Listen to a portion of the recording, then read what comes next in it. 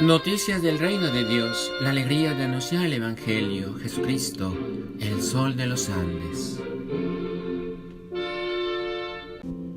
Invoquemos la presencia de la Santísima Trinidad, en el nombre del Padre, del Hijo y del Espíritu Santo. Amén. Procura incluir más a Dios en todo lo que hagas e irradiar su paz y tranquilidad, en vez de andar tenso y estresado.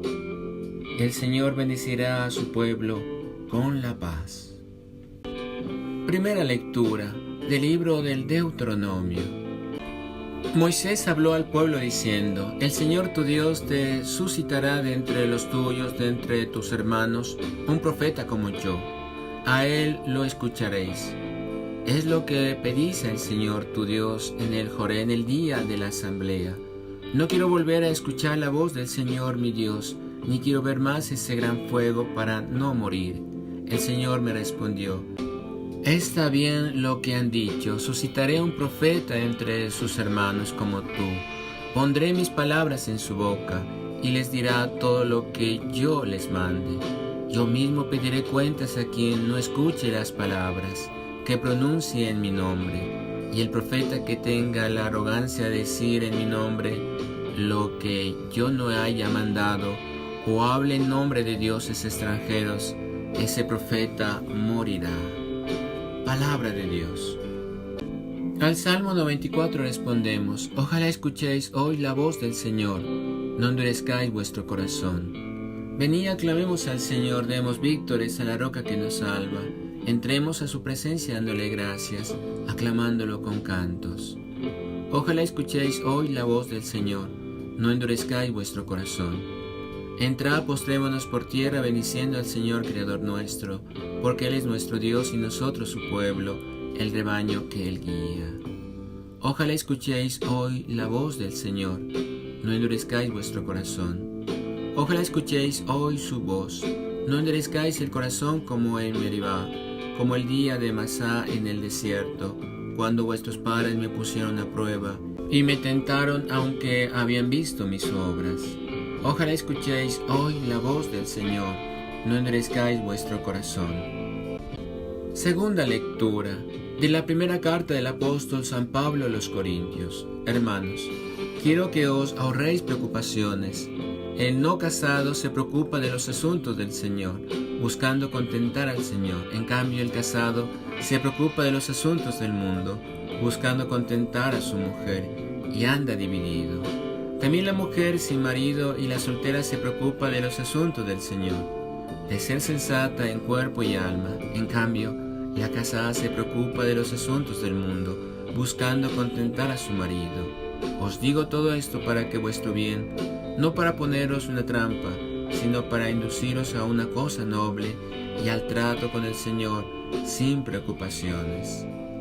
Palabra de Dios. Proclamación del Santo Evangelio según San Marcos. Y entraron en Cafarnaúm. Tan pronto como llegó el sábado, fue a la sinagoga y enseñaba. Se admiraban de su doctrina, porque les enseñaba como quien tiene autoridad, y no como los escribas. Se encontraba en ese momento en la sinagoga un hombre poseído de un espíritu inmundo, quien a gritos decía: ¡Déjanos!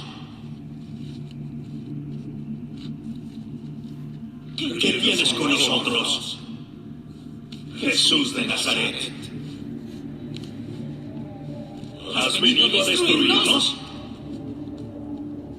Yo sé quién eres, el Santo de Dios. Enmudece y sal de él.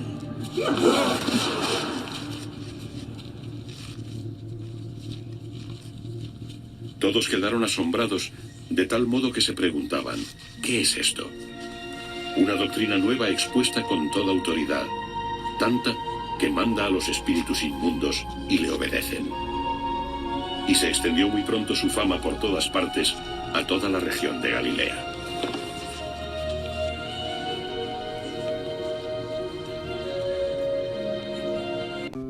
Palabra del Señor. Gloria a ti, Señor Jesús.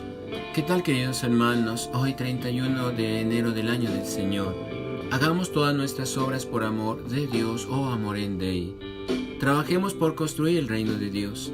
amando con el corazón de Jesús y sirviendo a nuestros hermanos con alegría, generosidad y sacrificio. Meditemos. La primera lectura es un texto de los llamados programáticos en la teología deuteronomista, una teología de inspiración profética que habría de dar como fruto una reforma en tiempos del rey Josías, en el año 621 a.C., porque el libro del Deuteronomio sirvió como apoyo a los israelitas piadosos que, trasladados a Judá después del año 721 a.C., traerían sus mejores tradiciones religiosas. Estos habrían de influir en algún círculo profético que ponía su mente y su corazón en una vida más concorde con la alianza que Dios hizo con Moisés en beneficio del pueblo. Aunque ahora ciertas cosas nos parezcan tradicionales, en aquel entonces eran verdaderamente renovadoras frente a los círculos de poder religioso, social y político. En este texto se nos habla de la comunicación directa con Dios y de la transmisión de su palabra. En él se presenta a Moisés como mediador, pero anuncia un profeta definitivo que llevará a plenitud esa comunicación con Dios. Es un texto que ha venido a ser muy sugerente y del que se ha valido casi siempre los que esperan mucho más de la religión de Israel, el profeta. No es definido y se presenta como verdadera alternativa al mismo Moisés. No está definido el profeta porque es una misión de mucha envergadura. Los cristianos, de una forma muy particular, lo aplicaron a Jesús. Para muchos autores del texto de la sinagoga de Nazaret en el Evangelio de Lucas, capítulo 4, versículo 16 siguientes, tiene algo de ello, aunque sea otro texto de Isaías en el capítulo 61, versículo 1 al 2, al que lo sustenta realmente. Israel siempre suspiró por ese profeta definitivo, escatológico, pero no supo verlo en el momento adecuado. Es un texto que debe contemplarse como la gran alternativa a magos, adivinos, vaticinadores, etc. El profeta no es ese tipo de hombre, ni desempeña esa función como muchas veces se ha interpretado erróneamente. Su sintonía con Dios radica en saber escuchar sus palabras en lo más profundo de su ser y de rastrear su importancia en la historia de los hombres. Es verdad que ha habido profetas verdaderos y profetas falsos, pero el pueblo ha sabido distinguir perfectamente entre unos y otros. La segunda lectura es un texto que continúa con el tema de las preocupaciones de este mundo. Como el domingo pasado, le han preguntado a Pablo algunas cosas desde la comunidad de Corinto, y desde responder sobre el particular, ¿qué sentido tiene la virginidad en no casarse con respecto al matrimonio? ¿Qué es lo mejor para un cristiano o una cristiana? El contexto de lo que significaba el celibato y el desprecio de la mujer en una ciudad con fama de libertina, como era Corinto, no se puede obviar a la hora de valorar el conjunto. Elegir el celibato con objeto de estar más libre para las cosas del Señor, predicación, compromiso comunitario, no debe significar un grado de perfección o un desenfoque desmesurado de la vida cristiana. Pablo habla desde su experiencia personal. Si hubiera estado casado, no podría haber trabajado de la misma manera en la predicación y en la fundación de comunidades, con desplazamientos e incluso con persecuciones por el anuncio del reino. Pero su experiencia personal e intransferible no puede ser modelo legítimo para que aquellos o aquellas que quieren dedicarse con absoluta libertad a esa causa.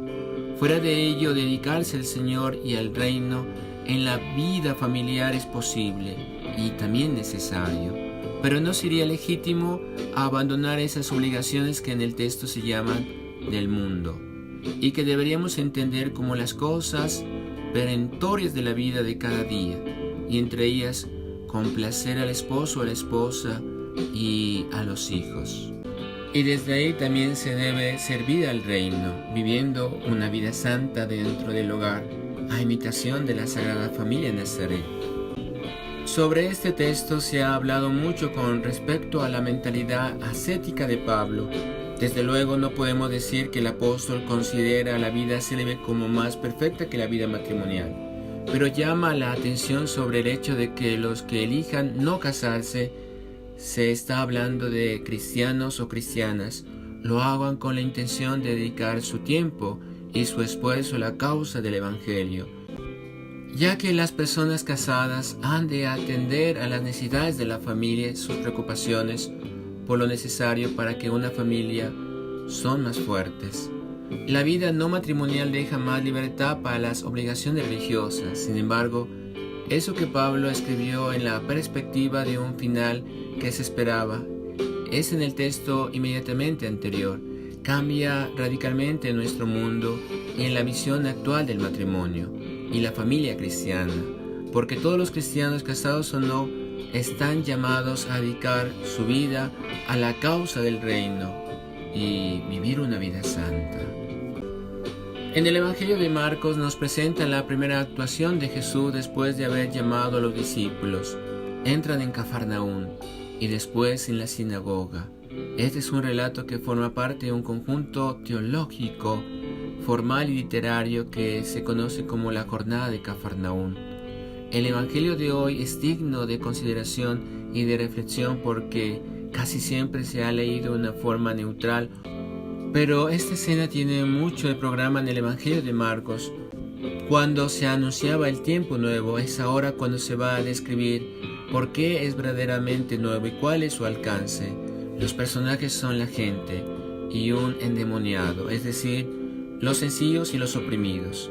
No tendría sentido que tratemos de identificar la patología de ese enfermo, porque yo considero que la patología, además de psicológica, viene a ser espiritual y teológica, y por lo mismo no menos humana. Comienza en el día del sábado dedicado al descanso para escuchar la palabra de Dios. Varias cosas debemos retener de esta narración. Jesús es invitado a comentar las Escrituras y desde el comienzo su enseñanza provoca la admiración con toda seguridad por lo que dice. La gente le reconoce con autoridad. Cuando sabemos que Jesús no se había formado a los pies de un rabino, sino que todo lo sacaba de sí mismo, desde su experiencia interior.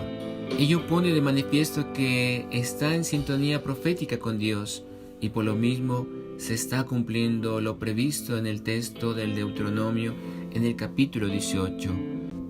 Debemos entender que aquí la autoridad tiene ese sentido de fuerza profética que no se puede aprender en una escuela alguna ni con ningún maestro de la ley. Al principio y al final del relato, el coro de la gente se hace testigo de algo nuevo e inaudito, el exorcismo. Como centro del relato es la excusa histórica para que la gente respire con la llegada de este profeta a la sinagoga. La gente intuye que no es un comentador ramplón de textos de la ley o de los profetas, sino que es un verdadero creador de buena noticia, con la que ha de enfrentarse a todas las situaciones. Es verdad que en el texto no nos dice lo que Jesús hablaba, porque el objetivo en este caso es poner de manifiesto la fuerza liberadora y salvadora de su palabra en aquel personaje misterioso que se siente provocado por la explicación que Jesús hace de la Escritura. No sabemos si está comentando un texto de la Torá o de los profetas, como sucede en la narración de Lucas en Nazaret, pero el espíritu del relato apunta claramente al mismo tenor de la buena noticia, donde los enfermos se sanan y los poseídos por el mal son liberados. La mentalidad de la época sobre el endemoniado debe tenerse muy en cuenta a la hora de leer e interpretar este relato. La palabra profética de Jesús hace de aquel hombre salgan sus males. Su misma mentalidad demoníaca que le había provocado la doctrina tradicional y la teología de los encargados de la sinagoga. Es muy posible que algunos interpreten la capacidad de Jesús para enfrentarse como un psicoterapeuta al enfermo, pero sería demasiado técnico este asunto. Hay un trasfondo religioso y teológico que no podemos olvidar. Si era un enfermo, estaba pagando alguna falta. Esa era la tesis tradicional en el judaísmo de la época. Jesús, pues, rompe barreras, pone de manifiesto la falsedad de una teología que atribuye a Dios lo que es de los hombres, de sus mentalidades cerradas y anquilosadas en el pasado, en un Dios sin corazón. Su interpretación hace de la sinagoga un verdadero ámbito de libertad, donde se escuchan palabras de vida y no de muerte. En este relato tan particular se enfrentan dos mundos, el del enfermo y endemoniado, con su doctrina y su mundo roto en 1000 pedazos, y el de Jesús, el profeta, que de parte de Dios anuncia un tiempo nuevo. Incluso los enfermos se resisten a dejar de serlo o lo que eran, o los que los otros querían que fueran. Su venganza es decir quién es Jesús, el Santo de Dios. Y esto en el Evangelio de Marcos es un romper el secreto mesiánico que solamente había de revelarse en el triunfo de la cruz. Pero ya aquí se adelanta algo del triunfo de Jesús, a revelar el endemoniado quién es Jesús. Estaba poniendo de manifiesto que era capaz de reconocer la mano de Dios, como la gente donde los encargados y dirigentes de la palabra y de las cosas de Dios solamente se ocupaban de condenar y de privar de dignidad y libertad a las personas. Este y no otro es el sentido de ese relato, que sin duda tiene cosas históricas de la praxis de Jesús de Nazaret. Pero lo más importante son sus significaciones, expresadas simbólicamente y no por ello menos reales. Para los que acogen el mensaje nuevo de Jesús, las buenas noticias de parte de Dios liberan psíquicamente y espiritualmente, nos conceden la salud del alma, del cuerpo y del espíritu. Oremos juntos. Señor Jesús, haz mi corazón semejante al tuyo. Reparemos. Te pido perdón, Señor, por no actuar con generosidad en esa gran misión de sanar, liberar y perdonar a mis hermanos. Ofrecimiento. Te ofrezco, Señor, mi corazón, mis pensamientos, mis buenas obras. Acción de gracias. Te damos gracias, oh Dios omnipotente, por todas tus bendiciones. A ti que vives y reinas por los siglos de los siglos. Amén. Adoremos. Ven hostia divina, ven hostia de amor, ven haz de mi pecho perpetua mansión. Sagrado corazón de Jesús, en vos confío. Dulcísimo corazón de María, sé la salvación del alma mía. Venerable Padre Julio María Matovelle, ruega por nosotros y por nuestra nación. María, la estrella luciente de los Andes, ruega por nosotros, por América y el mundo. Y la bendición de Dios Todopoderoso, Padre, Hijo y Espíritu Santo, descienda sobre nosotros y permanezca para siempre. Amén. Noticias del reino de Dios, la alegría de anunciar el Evangelio. Jesucristo, el sol de los Andes.